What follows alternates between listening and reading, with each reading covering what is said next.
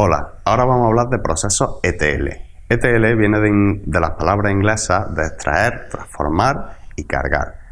Para comprenderlas es necesario conocer el funcionamiento y las claves de cada una de las etapas, así como comprender las medidas de seguridad que tenemos que tomar en cada una de estas fases para evitar las consecuencias negativas que un mal proceso de extracción, carga o transformación de datos puede traernos. Los procesos ETL son aquellos que se encargan ya sea de traer datos de una o múltiples fuentes, reformatearlos para ponerlos todos en un formato uniforme, limpiar esos datos para evitar problemas de calidad de datos y finalmente cargar los datos en otro lugar. Por otra parte, previo a esa carga se requerirá de la realización de un análisis de dichos datos.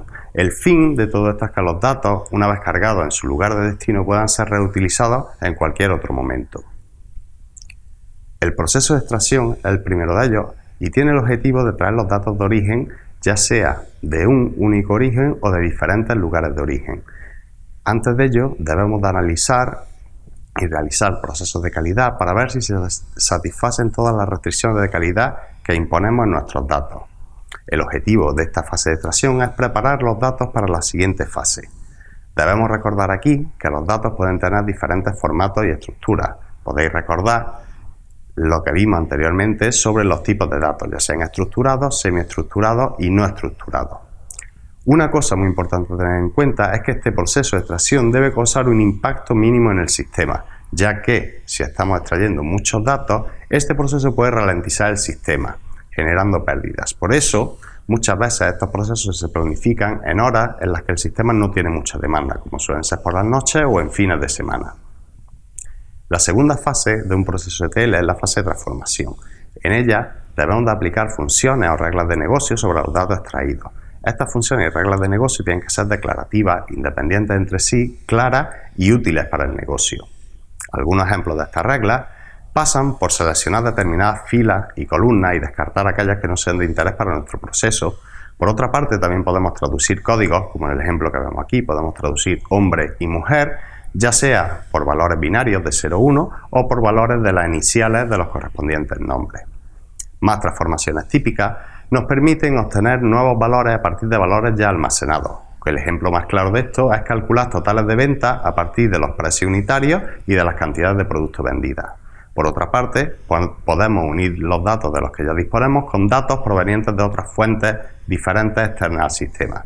También podemos agrupar las filas en función de una columna determinada para calcular totales por países o totales por meses, y también podemos generar campos, haciendo uso de datos que no se encuentran almacenados en nuestro sistema.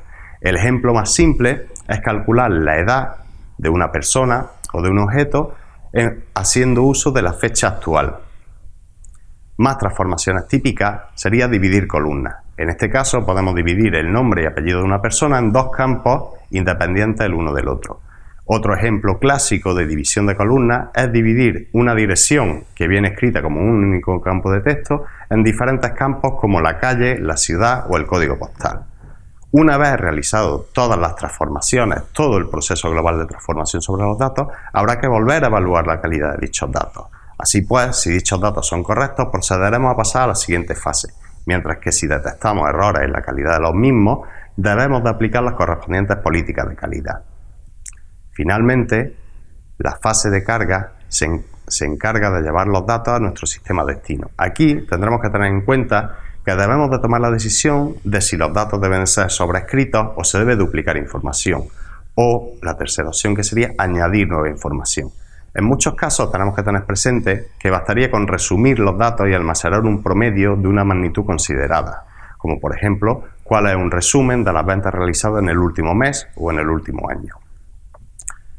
Hay que tener en cuenta que hay que aplicar todas las restricciones de calidad definidas. No podemos olvidar que estamos trabajando en el sistema de destino y que los datos permanecerán ahí. Por tanto, debemos comprobar la unicidad de los datos, que se satisfacen los campos obligatorios, los rangos y las reglas de integridad establecidas. Hay dos maneras de realizar el proceso de carga. El primero de ellos se denomina acumulación simple y consiste en realizar un resumen de las últimas transacciones realizadas aplicando un promedio o un sumatorio y almacenar ese resultado como una única transacción. Ese almacenamiento puede realizarse en periodos de tiempo, ya sean periódicos o no periódicos. Tenemos que ver que esta es la forma más sencilla de cargar los datos en nuestro destino. La otra manera de cargar los datos en nuestro destino se denomina rolling y es recomendable cuando queremos almacenar diferentes niveles de granularidad, como pueden ser totales diarios, semanales, mensuales y anuales, o cuando queremos almacenar diferentes jerarquías dentro de las dimensiones de nuestra base de datos, como pueden ser las diferentes ventas, ya sea por periodo o por un determinado producto o por una determinada región. Sea cual sea la manera, y teniendo muy presente que estas operaciones se realizan sobre el sistema de destino, los datos allí almacenados deben superar de una manera exhaustiva todas las pruebas de calidad definidas.